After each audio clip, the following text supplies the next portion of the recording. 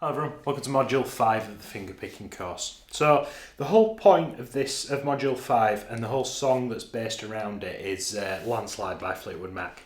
So it's got a great Travis picking pattern that kind of alternates depending on whether it's a verse or a chorus, and we'll cover both because it's only one note difference. What I want to do is, in this lesson, in this module, is just give you the cliff notes without learning the full song of a great Travis picking pattern and how to get that thumb kind of moving backwards and forwards. So all we're going to use for today's lesson is a C chord and a G chord. So let's get that C chord ready. Now if you want it to sound more Fleetwood Mac-ish, you can put a capo on the 3rd fret, which we might do later in this lesson, but let's just get going. Now what I'm going to do is I'm going to fret this C chord, and I'm going to use the thumb, the index and the middle fingers. Now I don't actually use any others in this piece, I only use these 3 fingers to get that sort of more folky kind of flavour. Now the thumb is going to alternate picking the A string and the D string. So what I'm going to do is I'm going to pick that A string, which should, if you're fretting a C chord, you shouldn't worry about what numbers you're pressing down. It's more the string that you're plucking I want you to sort of take your attention to, okay? So pick the A string with the thumb. And then I want you to take the index finger and I want you to pluck the G string, which should be open. Then take the thumb, and the thumb is going to move down from the A string down to the D. And that's going to be your 3rd note of the bar. A, G, D. See how the thumb's moving down. Then with the middle finger, I'm going to catch the B string to catch the octave at the top. The second bar is just the same. Now the more time you spend here, the easier the rest of this is going to become.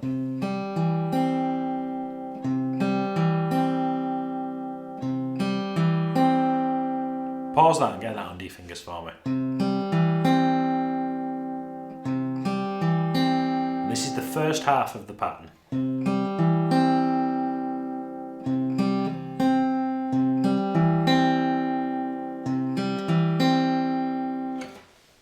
If we're okay, let's move on to the next bit. Now this is the second half of that pattern, so let's keep this. We'll just shelve it and put it to one side for a second and get this under his fingers. Now all I'm going to do, I've just removed the very last note. So I'm still picking the A string, still holding this C chord, nothing's changed. I'm picking the A string with the thumb, the G string with the index finger, and then I move the thumb down to the D string. And it doesn't sound finished, does it? But I want you to sort of consciously stop between them. Now you can let them ring out, or you can sort of stop the strings from ringing. It doesn't matter either way, but I want you to think of it as its own little thing. Those 3 notes.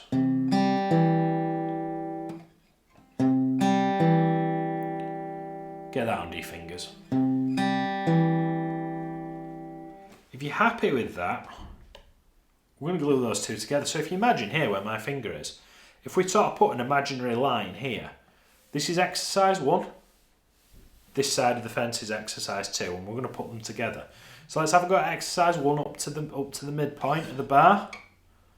A string with the thumb, G string with the index finger, D with the thumb, B string with the middle finger. And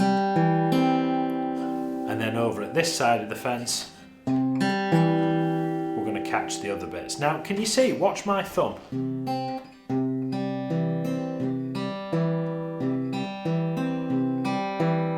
Sounds really cool, that, doesn't it?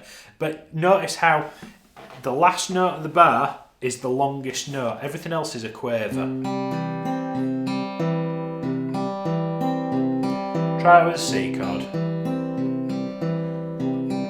And we're looking for that sort of mechanical kind of sound where every note's the same length. Sorry, the same volume, I should say. So if you take your capo and put it on the 3rd fret, do exactly the same. Instant Fleetwood Mac.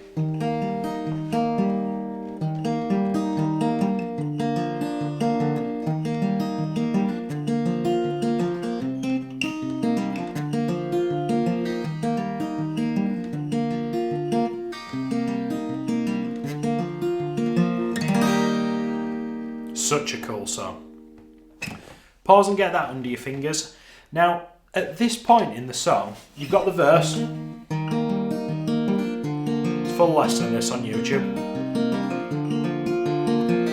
That's your verse. Now, the chorus part is very, very similar, but do you remember in this pattern, this note over here lasts for a crotchet. It lasts for longer than any of the other notes in this bar, and that's because if you compare that, oh, an extra one's appeared. Now, just to stop you dying of boredom, I've changed the chord to a G chord. Okay, just to show you also how this would fare over a 6-string chord. Now, there's two very clear parts in the song. There's the bit that everybody knows.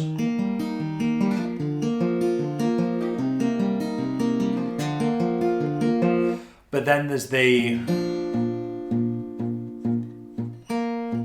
I need the tab.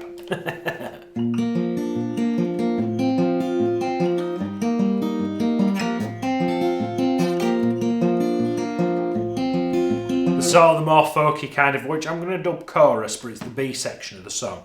So I'm going to fret this G chord. Now in fact, let me take the cap off just to make it as so everybody can jump in. So I'm going to pick, it's essentially the same pattern that I've done for the C, except instead of picking the A string, because the root on the C chord's on the A string, I'm doing it on the G. Well, the G note, low E string. So I'm picking that with my thumb. Open G as the octave. My thumb then moves to the D string just like it did before to create that Travis pattern, and then my middle finger is going to catch the B string.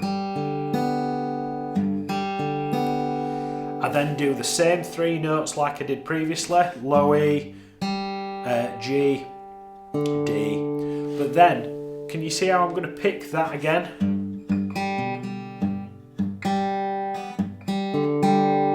Now you'd expect that to be the middle finger, but it's not, and because otherwise it'd just be the same thing round and round and round. So can you see how the pattern, the first 3 notes of the pattern, the 4th one is on the B string. The next 3 notes of the pattern are the same as the first 3 notes of the pattern, however we finish with the open G string instead of the open B string.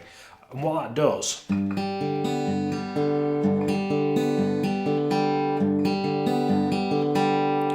it just adds that, it just doesn't stop it doesn't break the rhythm.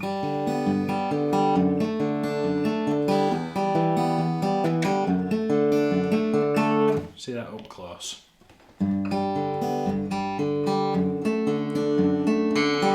Now don't worry about these chords, it's covered in the lesson, but I'm trying to give you a little bit of context. Now if you want to just practice that pattern, I would practice going between a G chord and an E minor chord, would be a really good one.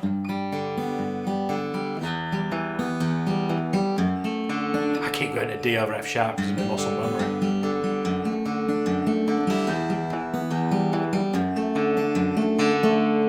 So where do you go from here?